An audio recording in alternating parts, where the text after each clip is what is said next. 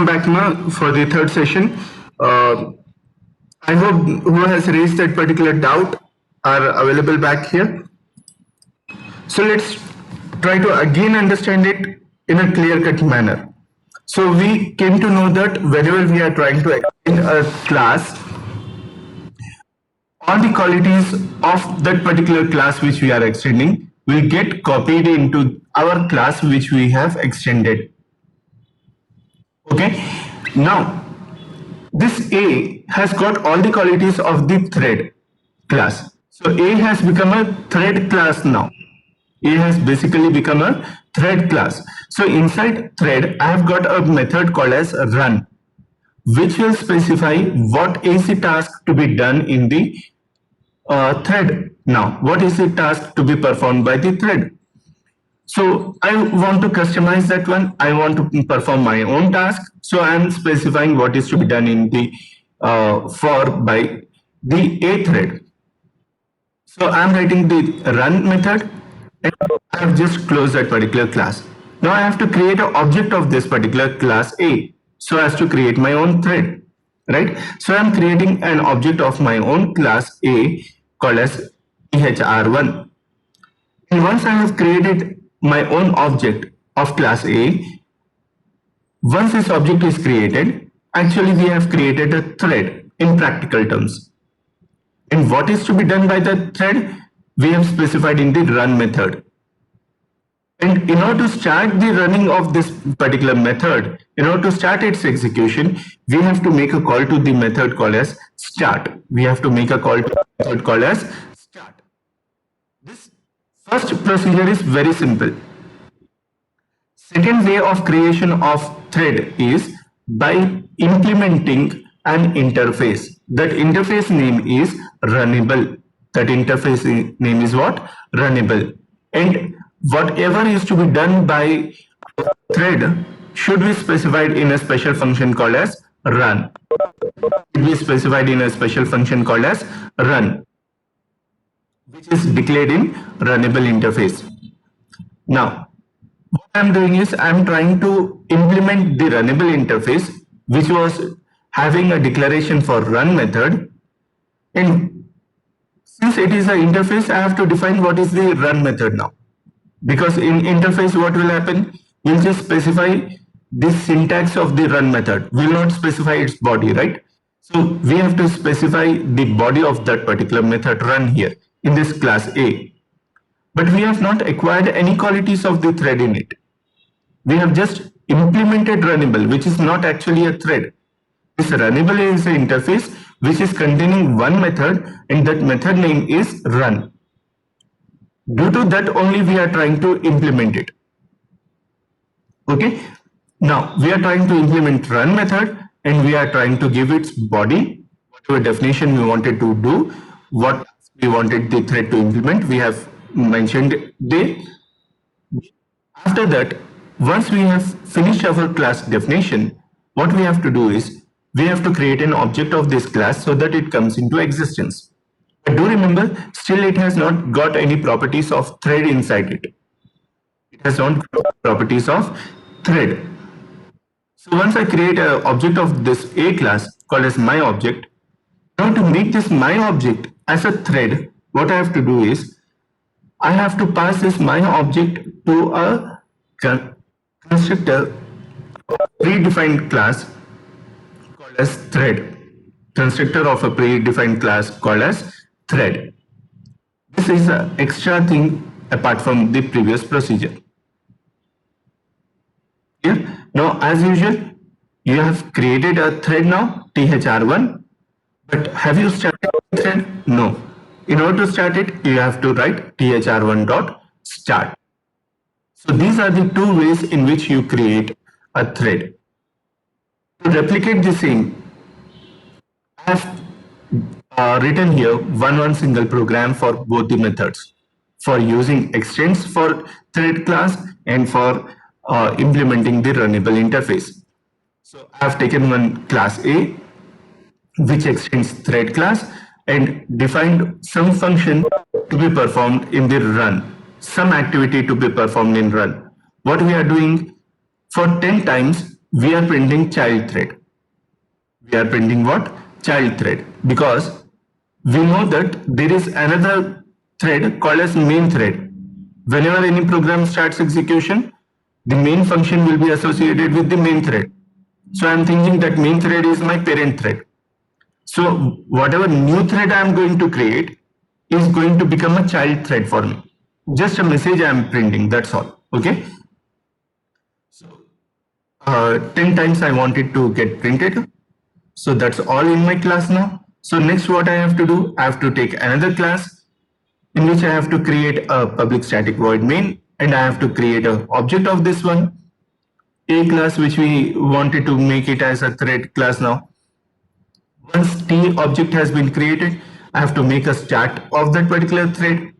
Once a start has been done, then two threads are parallelly running now. One is the main thread, which was created by the JVM for us. Another is our own created thread, which is going to perform this task. And the one which has been created by the JVM will perform whatever we have mentioned in the main part. Whatever we have mentioned in the main method, that main thread will do it. The JVM created will do it. So we have got two threads running now. One is the main thread, second is the child thread which we have created. So what is the main thread doing? It has created the child thread and it has started the child thread. After starting, it is having its own task being performed. It is having some for loop. So what is being done in the for loop? It is printing main thread. How many times? 10 times it has to print. So now this class is over. If I try to execute this one, what will happen? Both are trying to print on the main screen itself. So first thread, main thread may start and print it on the screen telling that main thread, main thread, main thread, main thread 10 times. And then child thread, child thread, child thread 10 times. It may happen like that. Or what will happen is main thread while printing may become little busy and it will get blocked and child thread will continue its execution. So depending on the compiler's existence, it will change its scenario. So shall we execute and see what will be the result? How many of you agree with that one? Shall we execute this particular program and see what happens?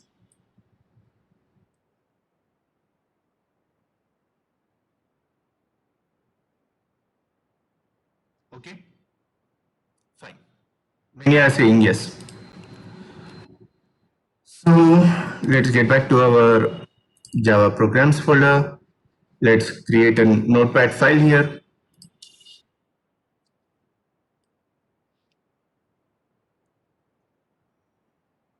So in the notepad file, quickly we'll try to have that particular task to be done. Let us do it by ourselves. So first thing that we have to do is we have to create a thread for us, right? It extends what? Predefined thread class. Where is this predefined thread class present? In which package? It is present in a package. What is that one? Java.land package. Even if we don't include it, it gets included automatically. So what I have to do in this one? There is a method present inside this thread. What is that method name? Public void run. This method specifies what is to be done by the thread. Okay. So some activity. Let us try to have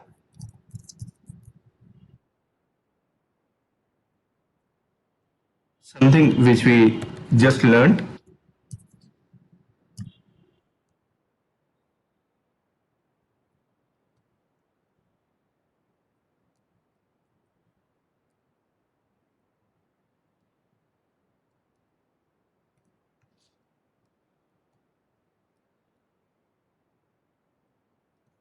Let us say class A thread is executing some message.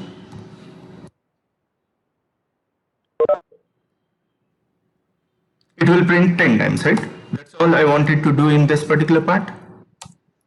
So my A thread class is going to do this activity. Next is create an object of this class, right? So I will take another class, let us say main class, or let us give some name, my class. I have to create an object of that particular class here. A some object name is equal to new A. Once I instantiate A class, it creates a thread practically for us. Now for this thread, I have to start it. Once I start, if I make a call to start, automatically it makes a call to run whenever it gets into running state. So this part is done. But what is my written in the public static void? Forgot. Public static void main, because all the activities that are to be done in a method, right? ARGS.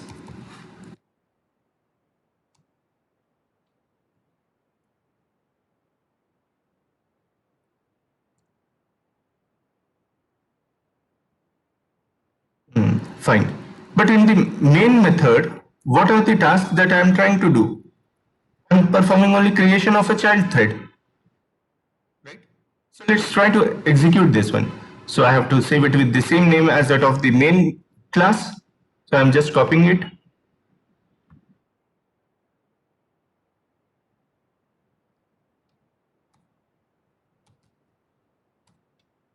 So let's get back to that folder.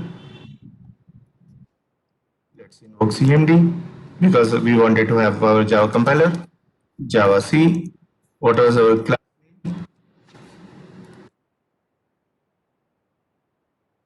Where is our class?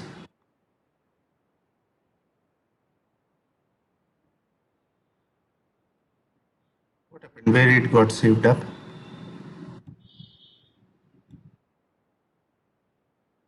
Oh no, it's getting saved into RDBMS.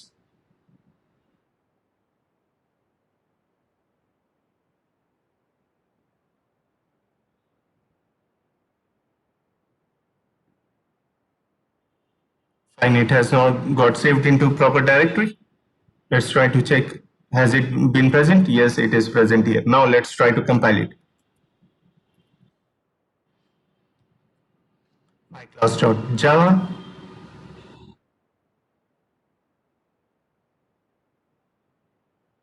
error cannot reference a static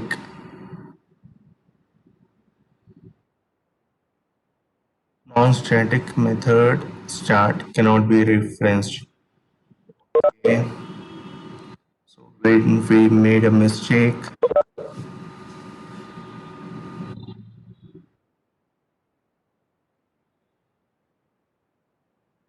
where did we made a mistake?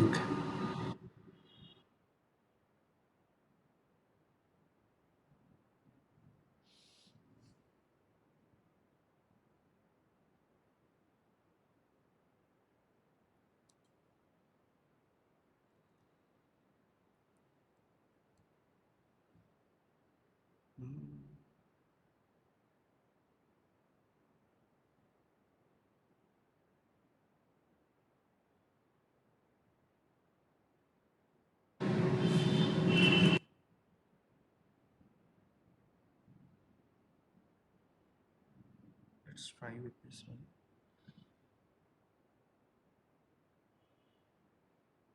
But I think the same error will come.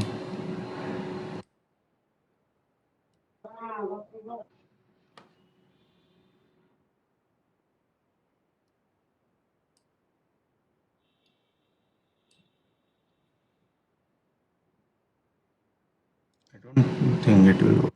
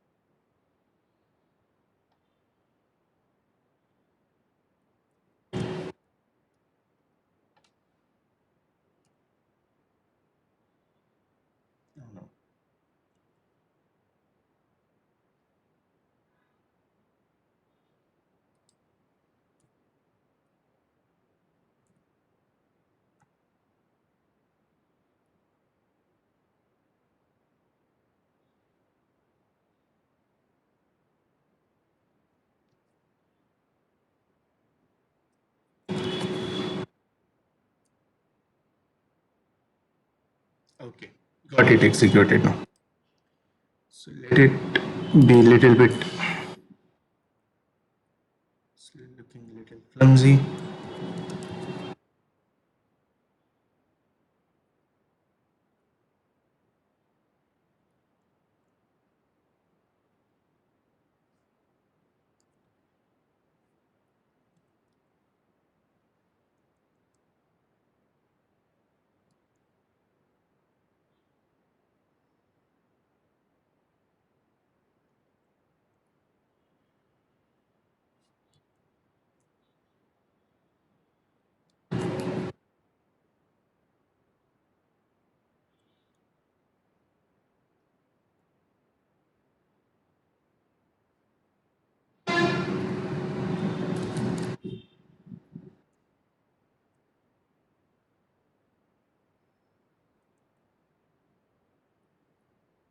I'm just formatting it so that we can further discuss about it.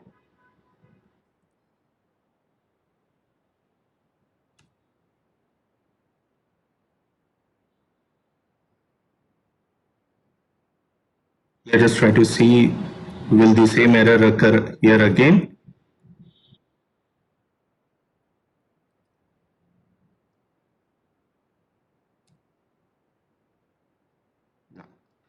Done. So what we have done in this particular program is we created a class A and extended the features of our thread class. Now in this particular thread class, we have got one method called as run, which we are overriding and trying to print child thread. Okay. Or let us try to print a message executing a thread. Okay. Now here in this my class, I'm trying to create an object of this A thread by using new operator. And once this particular thread has got created, we are making a call to this start function, which has started its execution. But here, let me just remove it out. Once we have started the execution, it will go for this run method to be executed. So what is the run method going to do? It's going to print executing a class.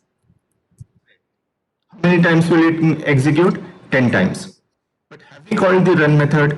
No.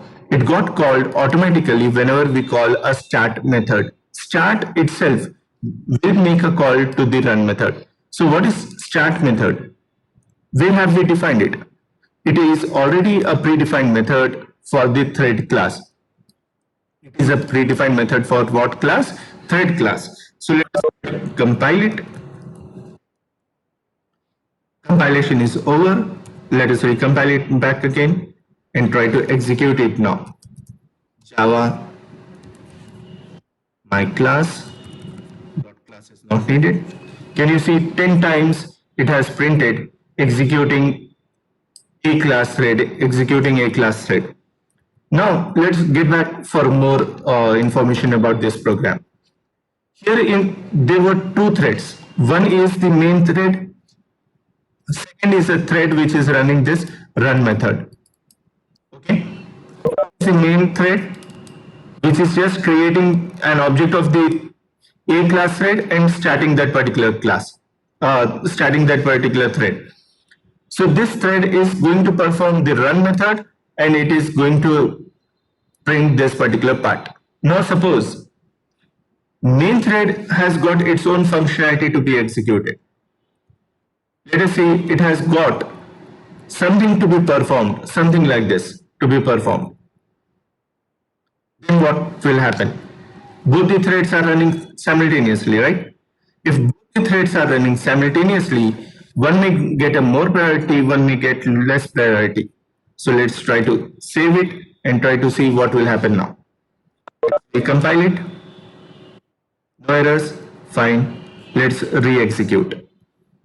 Can you check? Sometimes main thread got executed. How many times? 4 times. Then suddenly class A thread got executed. Then main thread. Then class A. then main, then class A, then 2 times main, then class A, then main thread. So what do we understand from here now? And similar procedure is followed down also. What do I understand from here now? We understand that the threads were competing for the processor to get its execution done. The processor was given for main thread at this particular instance of time, and it was able to be successfully given for 4 times for the main thread. But after fifth attempt, class A got higher priority and it got executed. There was some functionality which was making this to get postmoded, and class A got executed. Then main thread got executed. Then class A, then main thread, then class A's thread, then main thread. Like that it continued, and here all class A threads got executed. Clear? So let's get back to the program. The same functionality, if we again execute the same program, I'm not telling another program. If we execute the same program once again, it may give a different result. For example, let's get back for this compilation.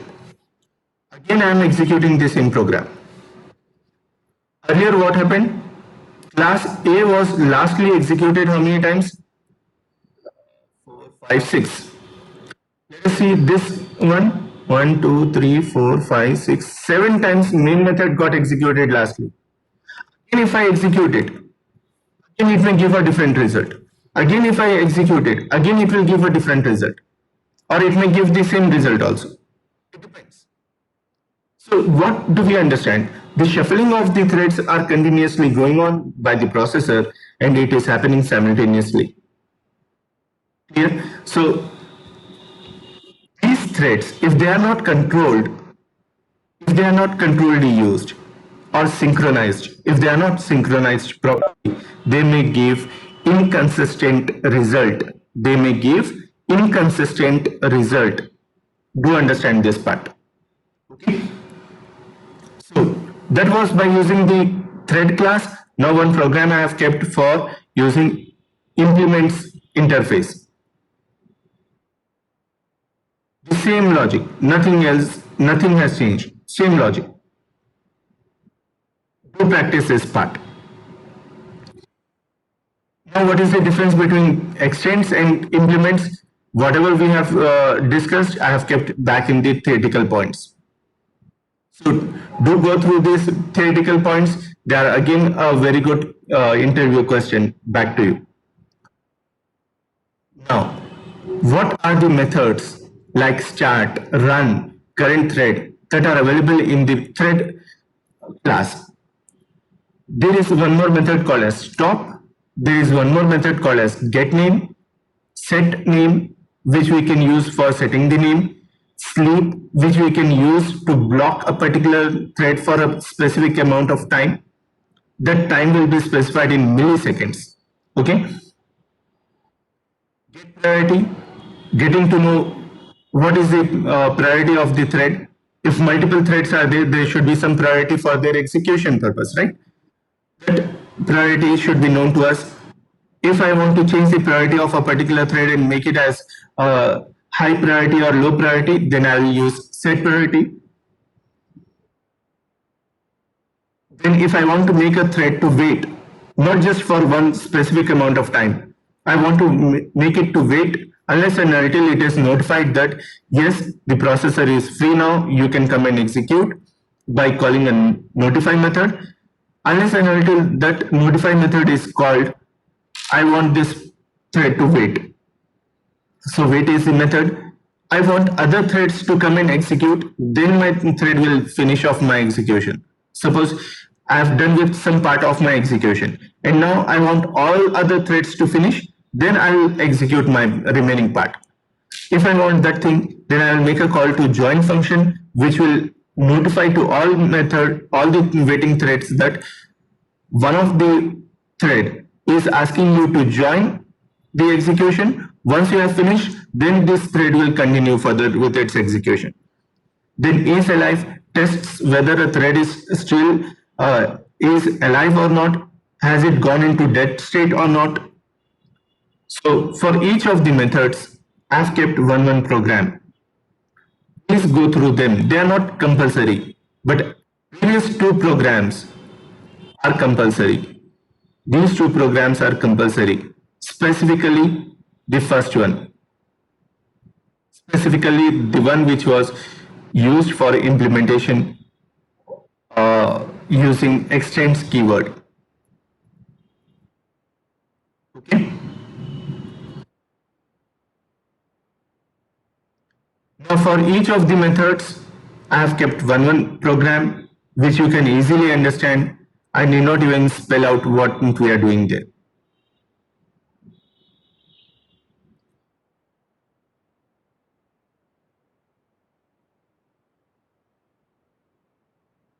Do remember here, we are making two threads T1 and T2. These two threads have started.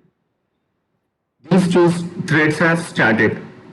But after finishing some specific amount of task, out of the 5 times repetition, third time I am asking this particular thread to stop. That means after third attempt, it will not print any other value.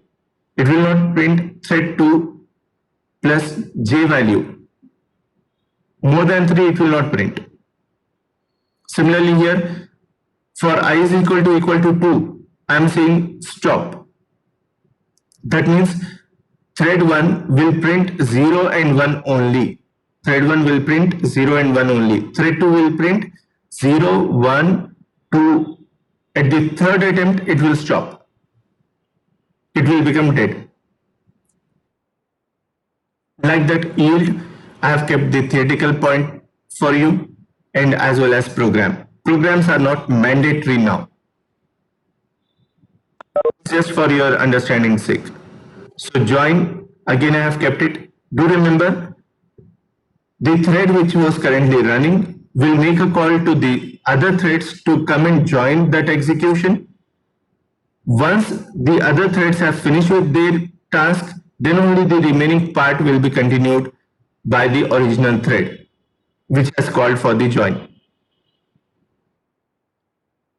Synchronized. This is an important point.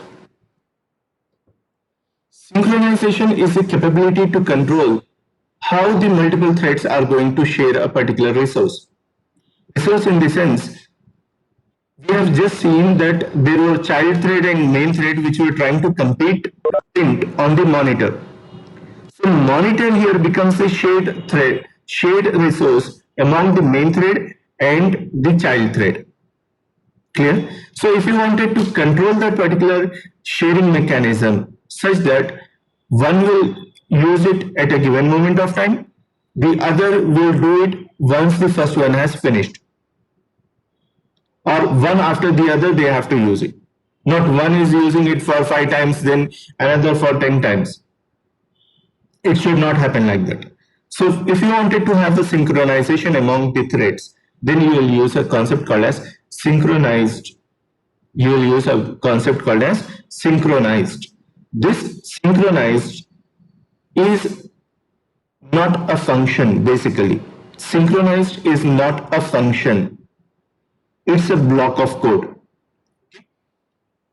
Why do we use it? To prevent the thread interference into one another's activities and to give a consistency to the problem, to give a consistent result of the problem.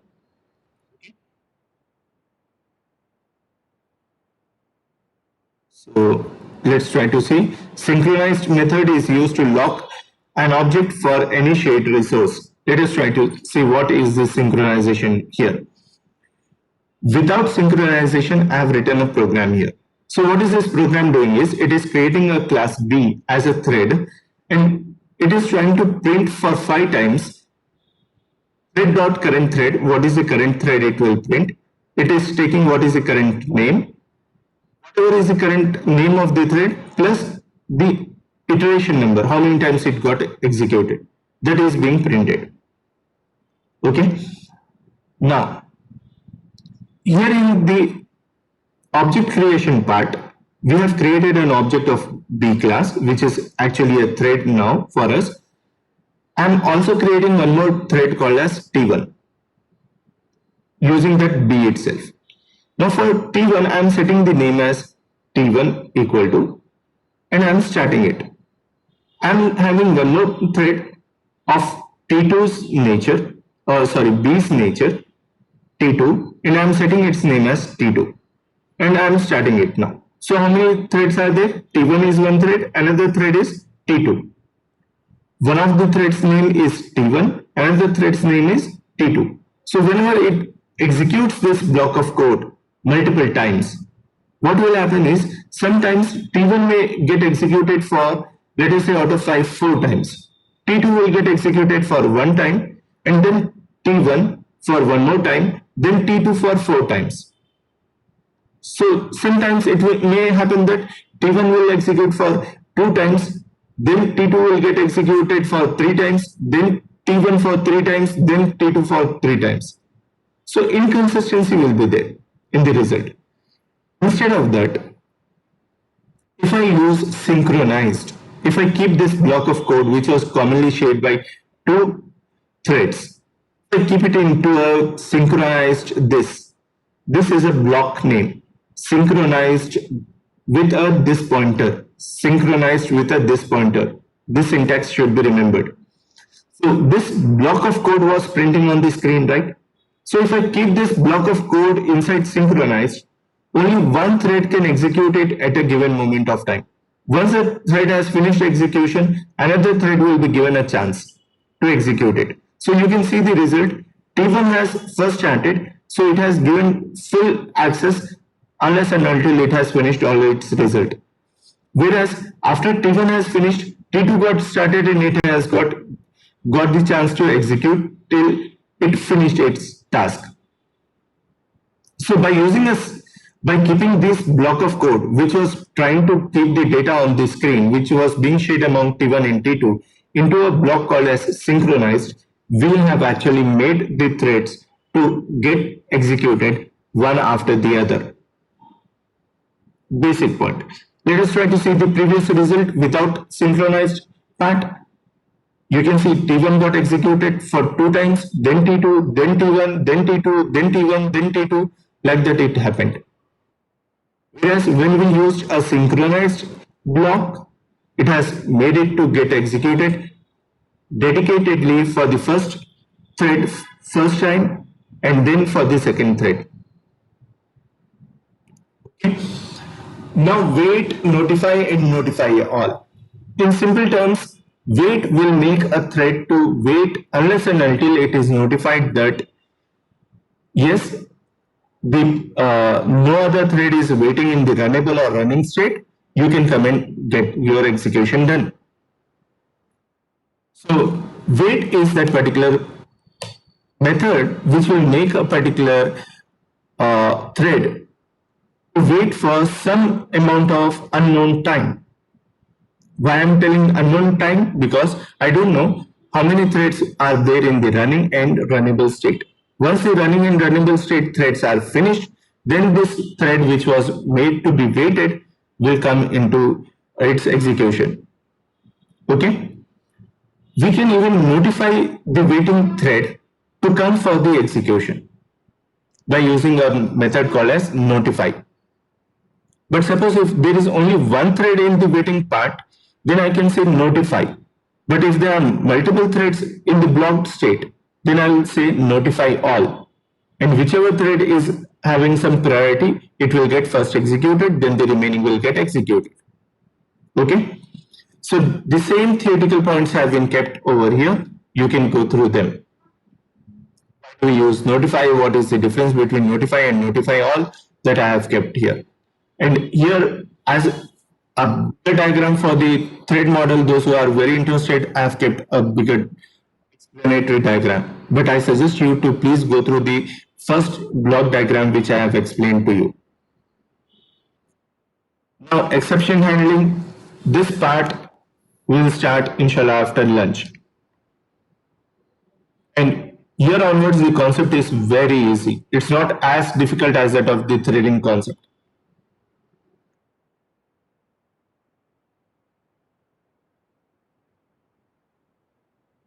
Okay, so hope to see you all after lunch at 2 o'clock.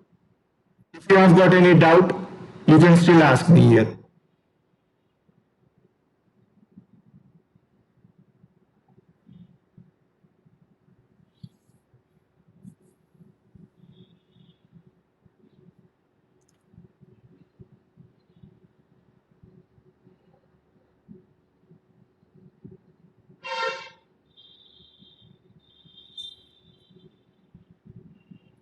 Shall we quickly revise it once again? How many of you want it to be revised once again?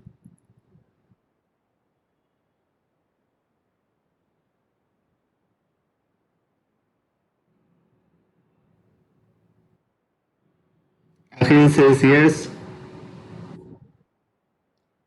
So out of how many members? One participant. 34 participants, only two participants.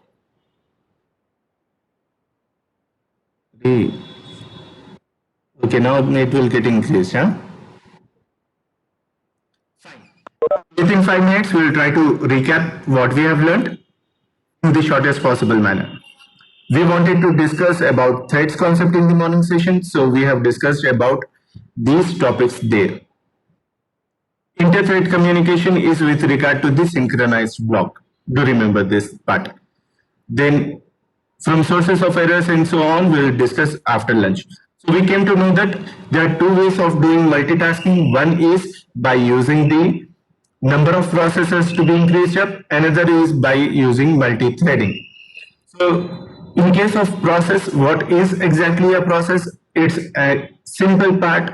It's a program under execution. So what is that program under execution going to contain? It is going to contain some programming code. It is going to contain some data, and it is going to contain some files. So every program which is getting executed will be considered as a thread. Will be considered as a thread. This thread will have its own dedicated registers and stack memory. Till Java came up with the concept of multi-threading, this same concept was being followed by all the languages. But once the Java came up with a multi-threading concept, wherein the code, the data, and the files were made common for all the threads, but registers were splitted, was dedicatedly splitted for multiple threads. Okay, so that each thread can run parallelly. So this was the concept of our Java.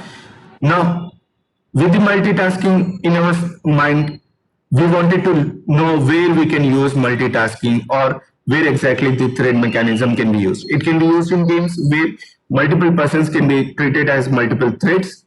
Each person has got its own functionality being done. Each car has got its own color, its own race, its own speed, everything. So that each car represents one thread, but all are a part and parcel of one single game application, right? So, word processor, we have got word processor composed of a text area with some menu bar, and in the text area, whatever we are typing, that is being consumed as a input and being displayed on the screen. At the background, what is being displayed is being cross-checked whether it is correct with regard to the spelling or not, spelling and grammar or not. Same way, railway ticket reservations, it is one of the best and the biggest mechanism which is parallelly running, implementing the multi-threading concept. Multiple account holders with the ATM accounts, those examples we have seen. Then we have seen the advantages and disadvantages, though we say a lot about this thing. Practically speaking, if you don't synchronize them, the actuality is this one. Okay? Which you have seen in the results. But if you synchronize them, it may come up like this.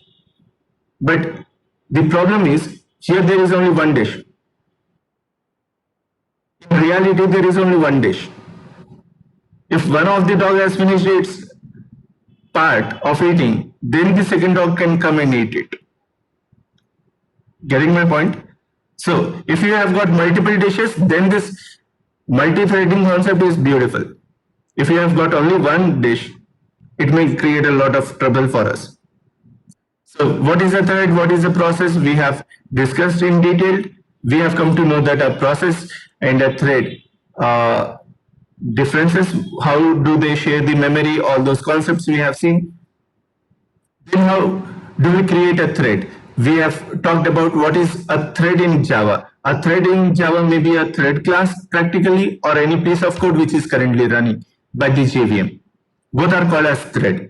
So why do we use a thread? We have written that particular part there.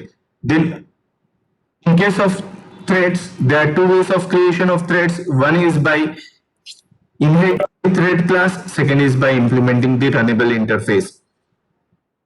So a basic example, I have kept it here. I wanted this particular class to be made as a thread. I wanted to create a thread here. So we know that every JVM will create a thread for our execution purpose, and that JVM will create a thread for the main method. And I want to get to know what is the current main thread. So I created an object of thread class, and I have called that particular object to be referenced to the current thread. So once that current thread has been referenced by the T, I am setting its name as main thread, and I am trying to print what is T going to contain. What is it referencing to? So it is referencing to a thread whose name is main thread, and its priority is 5, and its category is main. So thread lifecycle, we have discussed that it is composed of 5 different states. What are those 5 different states? Newborn state, runnable state, running state, blocked state, and dead state. So we discussed from newborn, when we call a method called as start, it will get into a running state or a runnable state. If it is currently being executed by the processor, it is called as a running state thread. If it is waiting for its turn to be executed, it has got eligibility to get executed, and it is waiting for its turn to come up, then it is called as a runnable. But suppose if a thread is such that this thread wants the other threads to finish first, so what it will do is this thread will yield its right, will get away or give away its right of execution to other waiting threads. So how it will give away? It will make a call to a yield function. It will make a call to a yield function. So once a thread which is running makes a call to yield function, it will stop its execution, and whatever runnable threads were there, whichever is having highest priority, it will get into a running state. Okay, so that is the functionality of yield. But if a running thread makes a call to sleep for 5 seconds, then that running thread will get into a blocked state, for how many seconds? 5 milliseconds. But if the running thread makes a call to wait method, then this running thread will get into blocked state for some unknown number of time, unless and until any of the running threads make a call to notify method, notifying to the blocked thread that the running threads have finished its task, you better come and occupy the running position. Okay, but at any given moment of time, we can make a call to stop method, and it will get into a dead state. And do notice that just like notify will notify it to one single thread, but in blocked state there may be multiple threads. So if I want to notify to all of the multiple threads, then I will not use notify method, I will use notify all. And when I say notify, when a particular thread says notify all that its task has finished, you can come and execute. This notify all will notify to the blocked state threads, telling that you can go and execute. So if there are multiple, will all of them go and execute? No. Whichever is having highest priority will get into the running state, and remaining of them will get into the runnable state. Okay. So this was the entire scenario of our part. So I have kept explicitly the details about the newborn state, runnable state, and then for your running state. And for each of this slide, I have repeated this particular diagram so that you can remember it easily. So please go through the text, and then for implementation, we have got two methods of implementation, two ways of implementation. First way is by extending the thread class itself and making our class A itself as a thread. Okay? So when we create an object of the thread, object of A class, it is going to create a thread in practicality. So in order to start the thread, we'll make a call to start function. Now, when we try to implement, when we try to second way of creating a thread, then we have to implement a runnable interface. But when we implement a runnable interface, this class A will not be treated as a thread, will not be considered as a thread. Okay. So what is to be done in the thread? We'll just mention in the run body. Then in order to create the thread, first we have to create an object of A, then pass that object to the thread class constructor,